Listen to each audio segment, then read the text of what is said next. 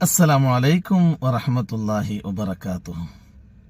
വെറും ഒരു ദിവസത്തെ നോമ്പ് കൊണ്ട് 2 വർഷത്തെ പാപം പുറത്തു തരാമെന്ന് അല്ലാഹു സുബ്ഹാനഹു വ തആല വാഗ്ദാനം ചെയ്യുമ്പോൾ ആർക്കാണ് അത് നഷ്ടപ്പെടുത്താൻ താല്പര്യമുണ്ടാവുക? ബുദ്ധിയുള്ള വിശ്വാസികളാരും അത് നഷ്ടപ്പെടുത്തൂല. അതുമാത്രമല്ല, വിശ്വാസം ഹൃദയത്തിൽ രൂഢമൂലമായ ആളുകൾ ഇത്തരത്തിലുള്ള അവസരങ്ങൾ വരുമ്പോൾ സന്തോഷിക്കുകയാണ്. കാരണം ജീവിതത്തിന്റെ സാഹചര്യങ്ങൾ കൊണ്ട് അറിഞ്ഞും അറിയാതെയും സംഭവിക്കുന്ന പാപങ്ങൾ നമ്മുടെ തലക്ക് മേലെ ഭാരമായി നിൽക്കുമ്പോൾ അതൊക്കെ ഇറക്കി വെക്കാൻ അല്ലാഹു തആല നൽകുന്ന സുവർണ അവസരം, അതാണ് അറഫാ ദിനത്തെ നോമ്പ്. പുണ്യ റസൂൽ സല്ലല്ലാഹു അലൈഹി വസല്ലമ തങ്ങളോട് അറഫാ ദിവസത്തെ നോമ്പിനെ കുറിച്ച് ചോദിച്ചപ്പോൾ മഹാനായ അബൂ ഖതാദ റളിയല്ലാഹു അൻഹു ഉദ്ധരിക്കുന്ന ഹദീസാണ് ഇമാം മുസ്ലിം തങ്ങൾ തന്റെ സ്വഹീഹിൽ കൊണ്ടുവന്നത്. സുയാമു യൗമി അറഫ അഹ്തസിബു അലല്ലാഹി അൻ യുകഫിറ അസ്സനതല്ലതി ഖബ്ലഹു വസ്സനതല്ലതി ബഅദഹു.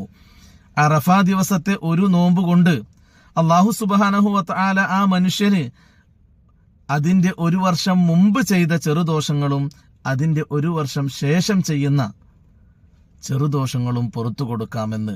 ഇത്രയൊക്കെ പുറത്തു കൊടുക്കാമോ എന്ന് നാം എന്തിനു ചിന്തിക്കണം? നമ്മെ പടച്ചവൻ അല്ലാഹുവാണ്. അവൻ ഉദ്ദേശിച്ചാൽ എന്തും എത്രയും കൊടുക്കാൻ യാതൊരു ബുദ്ധിമുട്ടുമില്ലല്ലോ. അതുകൊണ്ട് വിശ്വാസികൾക്ക് ലഭിക്കുന്ന ഓഫറുകളാണ് ഇതൊക്കെ. അവരുടെ ജീവിതത്തിൽ ഇത്തരം സുവർണാവസരങ്ങൾ ബുദ്ധിയുള്ളവർ പാഴാക്കി കളയാറില്ല.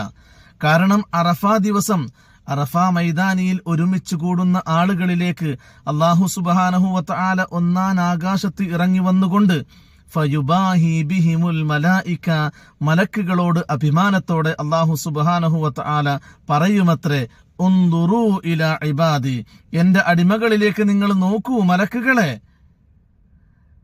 അതൗനി ശഗ്സൻ ഗബറൻ ഖാസിദീന മിൻ കുല്ലി ഫജ്ജിൻ അമീഖ്, അവർ ദുനിയാവിന്റെ പല ഭാഗത്ത് നിന്നും മുടിയൊക്കെ ചടകുത്തിയവരായിക്കൊണ്ട് മുഖത്തും ശരീരത്തിലുമൊക്കെ പൊടി പിടിച്ചവരായിക്കൊണ്ട് നിൽക്കുന്നത് കാണുന്നില്ലേ? ഖാസിദീന മിൻ കുല്ലി ഫജ്ജിൻ അമീഖ്, അവരെന്തിനു വന്നതാ? എന്റെ പ്രീതി കാംക്ഷിച്ചുകൊണ്ട്, എന്റെ കഅബയെ ഉദ്ദേശിച്ചുകൊണ്ട് വന്ന ആളുകളാണ്. ഉഷ്ഹിദുക്കും അന്നി ഖദ് ഗഫർതു ലഹും, മലക്കുകളെ നിങ്ങളാണ് സാക്ഷി, ഞാൻ അവർക്ക് പുറത്തു കൊടുത്തിരിക്കുന്നു. ആ സമയത്ത് മലക്കുകൾ ചോദിക്കുമത്രേ, യാ അല്ലാഹ്, ഫുലാനുൻ മുർഹിഖുൻ ഫുലാനുൻ ഫുലാനുൻ. ഒരു മനുഷ്യന് അവൻ ദോഷത്തിൽ മുങ്ങിയവനാണ്, മറ്റൊരു മനുഷ്യൻ അവൻ അത്രയും വലിയ ദോഷം ചെയ്തവനാണ്.